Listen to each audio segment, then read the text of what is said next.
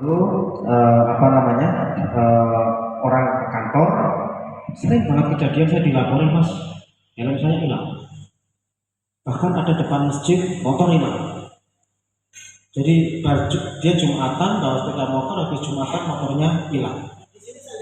Ya mungkin maling itu mengamalkan salah satu nasihat juga, kalau ke masjid tinggalkan yang buruk ambil yang baik kan gitu. Tapi kan nggak bisa begitu. Tapi ini kan meresahkan ya. Ini kan meresahkan buat sebagian orang. Akhirnya saya cuma mengambil langkah sederhana, pasang CCTV di tempat yang apa namanya, tempat yang hilang tadi. Parkiran motor, katakanlah gitu, parkiran motor itu pasangnya CCTV full 24 jam, taruh itu di kantor satpam dan ditulis di mana di tempat parkiran itu, di halaman ini diawasi oleh atau dipasang CCTV. Habis itu hilang nggak? Habis itu turun itu apa namanya, kasus pencurian helm itu tadi. Gara-gara dia takut baca tulisan awas di sini ada CCTV. Itu contoh sederhana mas, yang saya akan jadikan tamsil. Nah kita tuh hari ini punya CCTV yang luar biasa, yang mursyid-mursyid kita. Sampai boleh percaya lah gitu ya, orang yang lah.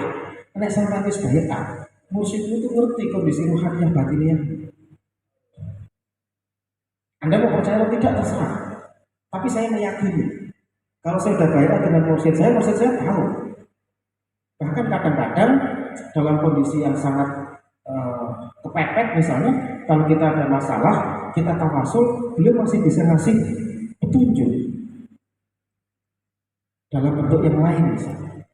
Kalau kita kepepet, ya Allah, aku masalah tawasul untuk Habib misalnya gitu kan, atau tawasul ke, saya pernah waktu aku ziarah ke Gunung Jati saat itu, habis acara anak-anak kemah juga yang di Cirebon di atas itu kan, saat itu pas saya lagi ada masalah. Saya pas lagi ada masalah besar gitu ya, kalian pas ada undangan teman-teman dari Cirebon, ya sudah saya ke sana, saya niati ziarah ke mana, ke masuk ke makom Gunung Jati. Ya bismillah, saya mohon izin pada Kanjeng Sunan dengan masalah yang saya hadapi, mohon diberikan kekuatan, mohon diberikan semangat, dicaslah kira-kira gitu supaya sanggup menghadapi persoalan itu semua. Ya bismillah, alhamdulillah urusan itu selesai. Jadi saya meyakini tadi mas, jadi mungkin saya nggak akan ceritakan banyak-banyak, tapi anggaplah cerita CCTV tadi itu menjadi tamsil yang bisa kita pegang. Cuma CCTV-nya siapa? Kalau helm tadi CCTV-nya dipasang di mana, di kantor satpam. Nah sekarang CCTV kita ya tolong mursyid-mursyid itu tadi. Kalau nggak pengen gelaki guru-guru kita, ya tolong dilihat sebelah kanan kita atau di belakang kita ada Doro Habib, Rois Anjafar, ada mudir amnya Doro Habib Umar. Maksud iya kemudian kita akan begini kira-kira kan gitu. Tak pikir itu udah lebih benar daripada sampai cerita malaikat Rabbul Atid. Hari ini malaikat Rabbul Atid pekerjaannya lebih ringan karena semua aktivitas Anda sudah dicatat di Facebook sama di Twitter semua. Kan biasanya beliau yang mencatat aktivitas kita. Sekarang kita udah nyatat sendiri kan gitu, di story WA dan apa namanya sosial media kita. Tapi minimal sekali lagi Anda gunakan logika CCTV. Saya pernah dengar juga bahwa Habib ngasih tamsil itu begini. Kita kalau mau ngomong toat yang paling gampang misalnya, itu sampai lihat lampu merah ya. Ini saya pernah dengar Doro Habib cerita persoalan, memberikan dakwah persoalan. Kalau dengan lampu merahnya itu kelihatan saja, kita kan mau kesini kan lewatin berapa lampu merah coba? Merah, kuning, hijau. Merah ya berhenti, hijau jalan, kuning ya hati-hati. Wis seperti merah lo sampai tabrak. Itu barang ketok. Di situ ada polisinya lagi. Iku sampai tabrak. Apa meneh Gusti Allah sing ora ketok. Sederhananya kan gitu. lampu merah yang kelihatan untuk ritme kita berhenti atau jalan itu kadang kita tabrak. Sing kudune abang malah melaku, sing kudune hijau malah mandek misalnya. Itu aturan yang dibuat manusia, disepakati untuk menjaga ketertiban. Coba sampai kira-kira lampu merah itu ada 5 motor aja jalan, bisa dihajar ketika di ya sama. Semua syariat yang sudah diturunkan dan kita pelajari di pondok-pondok pesantren atau di majelis-majelis itu, yang pada hakikatnya dapat untuk menjaga keseimbangan tadi. Hanya kita tabrak terus ya, sepisan pintu selamat sampai bejo, kan gitu kan? Tapi begitu sampai tabrak ya tunggu aja apa namanya ketidakseimbangannya itu akan kena lah kira-kira gitu. Sama kalau lampu merah sepisan mungkin bejo karena pas kosong. Tapi kalau setiap lampu merah sampai tabrak, ya ini masalah waktu. Sampai kalau nggak kena bis, kena truk, kena mobil apa segala macam, ya gitu-gitu. Sama juga dengan syariat. Sama juga dengan aturan-aturan yang kita pelajari. Sepisan pintu kira-kira mungkin aku gak sholat, gak kompor ya selamat gitu kan. Sederhananya kan gitu. Kemudian orang masih keruh gitu kan. Sepisan pintu yang telur, saya nggak menghormatin guru saya nggak masalah, nggak ada yang ngerti juga. Di depan forum kayak begini sampai muji-muji guru, di belakang miso-miso. Sederhananya kan gitu, nggak ada yang lihat. Ya sepisan pintu nggak apa-apa. Nah kalau sudah berulang kali, ini hanya masalah waktu sama ketabrak truk, senggol bis atau sundul angkot lah minimal, kira-kira kan gitu. Jadi itu saja tamsilnya yang paling sederhana mas. Jadi ada dua. Satu, tolong kita logikakan kita punya CCTV. Cuma CCTV-nya adalah para mursyid dan guru-guru kita. Ya kalau pengen naik lagi ya ada malaikat lah kira-kira gitu. Tapi yang paling gampang ya ada guru-guru kita. Kemudian yang kedua kan logikakan kita lihat lampu merah tadi. Kalau dengan aturan yang dibuat oleh negara dan pemerintah sama polisi saja kita bisa hormat, kita bisa patuh. Apalagi dengan aturan yang dibuat oleh Sang Maha Penjaga Keseimbangan, Sang Maha segala-galanya. Itu mungkin yang paling sederhana bisa saya kasih contoh. Kemudian yang kedua, nah kalau ngomong peran medsos, Mas Poniman tadi ya, sebetulnya kalau Anda lihat SOP, saya baca itu ada beberapa karakter yang kemudian bisa menjadi etalase mantan itu sendiri saat Anda akan kemudian melakukan profiling, entah itu dalam bentuk individual atau berbasis sosial media yang nanti akan Anda lakukan dalam postingan Facebook. Anda bikin apa namanya, kalau Instagram apa sekarang itu infografis, atau Anda mau bikin stock line atau apa, paling tidak kalau kita ngomong mantan itu ada 7 karakter. Satu, yang pertama persoalan sofistiknya itu sendiri, karena ini organisasi Torekoh di bawah naungan Jatma. Ciri khas utama saat kita ngomong profiling sosial media yang berurusan dengan mantan adalah nuansa sofistiknya harus muncul. Nah, bagaimana kemudian memunculkan nuansa sofistik? Yang tentu kita bisa melihat dari tokoh, misalnya gitu ya, kalam-kalam atau dari kutipan-kutipan manaqib atau dari syair-syair burdah yang selama ini kita pelajari yang biasanya adalah para mursyid-mursyid semua, itu bisa Anda pelajari. Atau beberapa yang paling sering dikajikan, misalnya orang sering mengutipkan apa namanya, kalimat-kalimat yang ada di hikam gitu kan, atau misalnya sahabat-sahabat ngaji di kitab-kitab akhlak, Bidayatul Hidayah atau Imam Ghazali misalnya, Ihya Ulumuddin, atau kalam-kalamnya Sayyidina Ali, Najul Balaghah misalnya, itu kan yang paling sering kita kutip. Kalau kita jadikan caption-captionnya itu kan biasanya dari situ-situ itu. Nuansa sofistiknya yang pertama kali itu harus muncul karena itu organisasi. Kemudian yang kedua adalah tradisi intelektual. Nggak ada ceritanya kemudian mantan itu demo ya. Sama kalau demo sudah bisa pura aja, nuwun Gusti Allah. Moga-moga si A, si B, si C yang misalnya apa namanya tertutup hatinya, gitu kan, dibukakan, diberikan hidayah dan segala macam.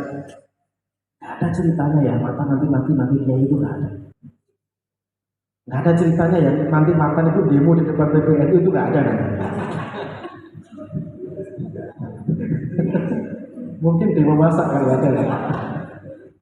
Jadi karena ada tradisi intelektual yang harus dibaca. Kemarin menarik, semalam ya, bukan kemarin, semalam ada diskusi.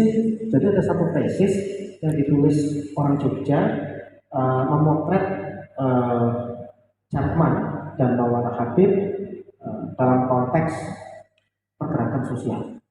Itu bagus itu. Nanti bisa dimintakan ke Kang Mustafid atau teman-teman Jogja ya. Kemarin jadi ada mahasiswa S2 dia bikin tesis membedah itu. Nah ini sekaligus menarik. Kalau ada sahabat-sahabat mata yang akan mengambil skripsi S1, misalnya tadi di Kebumen tadi ya, terus kemudian ada nanti di mana lagi di Pekalongan sendiri atau misalnya di Cirebon, kenapa nggak ambil tesis yang skripsi atau topik yang ada di sini? Kiprah Maulana Habib, kemudian makam-makam yang ada di Jawa, tradisi yang ada di masyarakat. Bagaimana tradisi yang kemudian sudah kita lakukan menjadi rutin istiqomah dalam sekian aktivitas publik juga bisa kita narasikan secara akademis dan secara intelektual. Ada yang nggak berani nulis skripsi tentang konsep barokah misalnya? Barokah kan barang aneh gitu kan? Coba dimana kita tulis, kita narasikan menjadi sebuah judul skripsi gitu kan? Itu wong nek ziarah kerbone makom sakura kan mesti nyala barokah kan gitu kan. Tapi nggak boleh tulis itu. Kira-kira hubungannya barokah itu kira-kira gimana itu? Sumber datanya gimana? Siapa yang bisa diwawancarai gitu kan?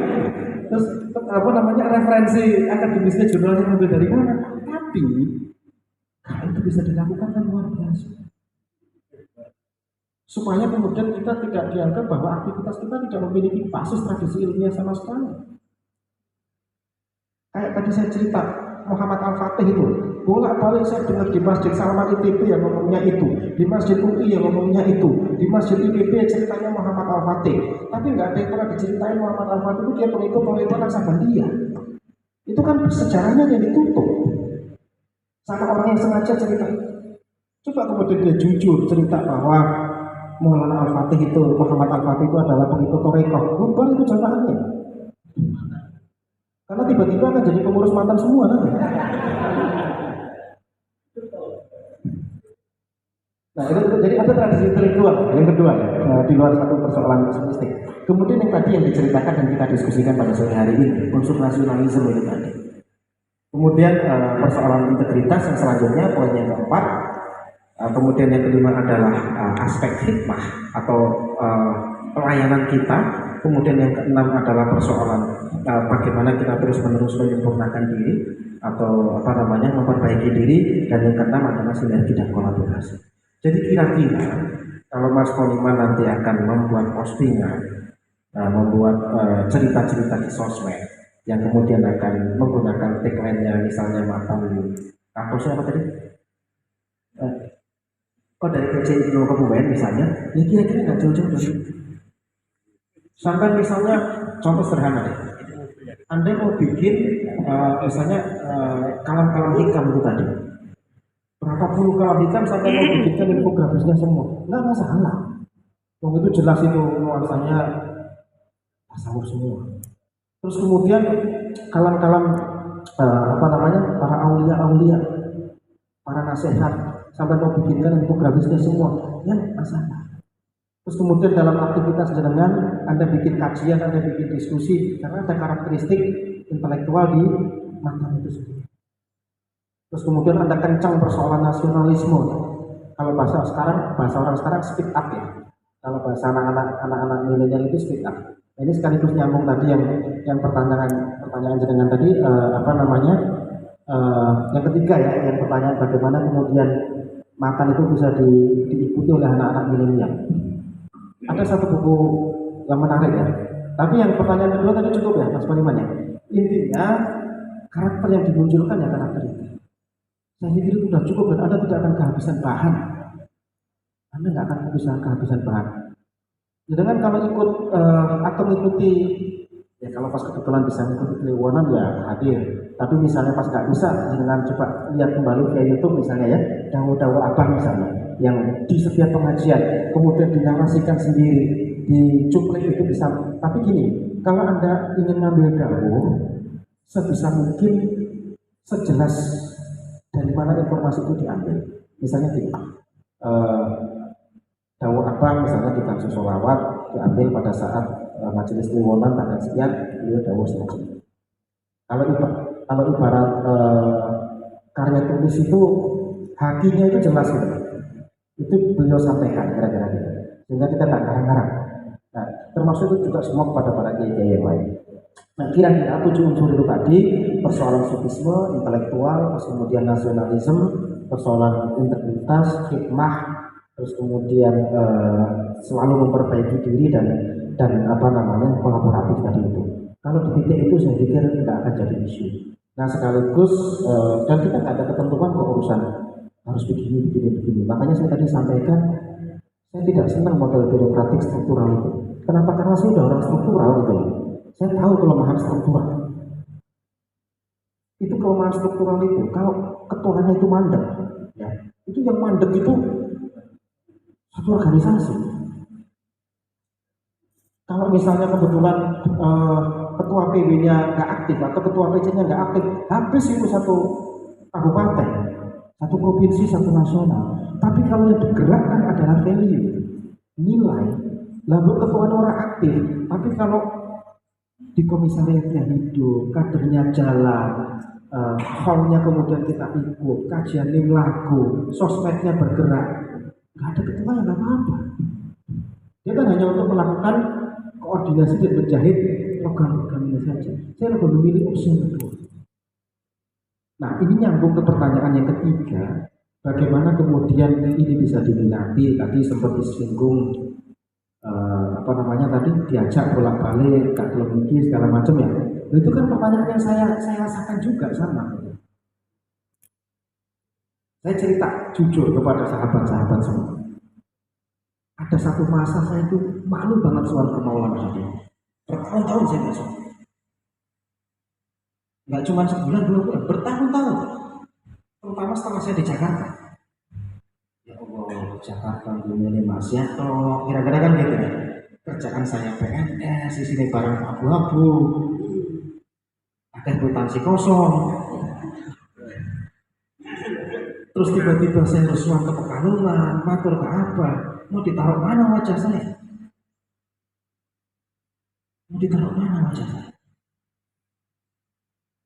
Ini kan sama perasaan yang tadi diceritakan sama moderator tadi itu. Arep melek mata, disik seneng karo cewek gitu kan. Lho rumah sama sing wis mbah-mbah kok seneng karo cewek ya seneng kok wae. Enggak cuma anak muda. Cuman beda nih, kalau yang anak muda itu senangnya dalam konteks ingin jadi pacar, kalau mbah-mbah atau bapak-bapak senangnya ingin jadi bojo nomor 2, bojo nomor 3 kan gitu kan. Kan tapi kan sama senangnya kan gitu kan. Nah, ini pertanyaan yang kemudian menggelayut di saya. Saya pernah dalam satu masa, tapi terus tak angan-angan gitu ya, saya pikir-pikir. Tapi enggak soalnya tadi saya takut gitu. Saya takut, saya malu, saya nggak enak, saya khawatir gitu ya. Ya dengan segala macam maksiat, beban, kesalahan, dan ketidakpantasan saya pribadi untuk kemudian bisa atau memberanikan diri untuk sholat. Terus saya mikir begini, lah ya, tapi saya kemudian seiring waktu, seiring berjalan gitu kan, saya beranikan diri untuk kemudian sowan kembali, ikuti majelis-majelis kembali. Saya soalnya tadi kan via YouTube ya, tapi nggak soal langsung kira-kira gitu. Akhirnya saya beranikan lagi untuk kemudian soal langsung, kemudian matur dan segala macam lah kira-kira proses-proses itu berjalan. Sampai kemudian saya baca salah satu, saya diceritain Pak Bambang.